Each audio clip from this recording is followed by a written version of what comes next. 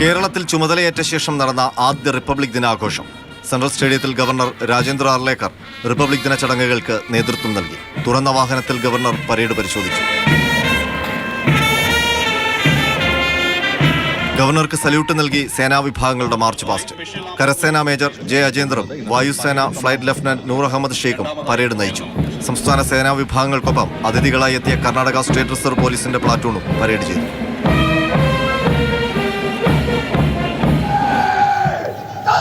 മലയാളത്തിൽ ആശംസ നേർന്നുകൊണ്ട് ഗവർണറുടെ പ്രസംഗം. സംസ്ഥാന വികസനം ലക്ഷ്യമിടുന്ന മുഖ്യമന്ത്രി പിണറായി വിജയന് ദീർഘവീക്ഷണ കാഴ്ചപ്പാടെന്ന് governor. Honorable Chief Minister, he has a vision for our state. He wants to do something for our state. Vikasit Bharat cannot go ahead without Vikasit Kerala. And my friend Mananiya Vijayan ji, he has understood it very properly and he tries to do this.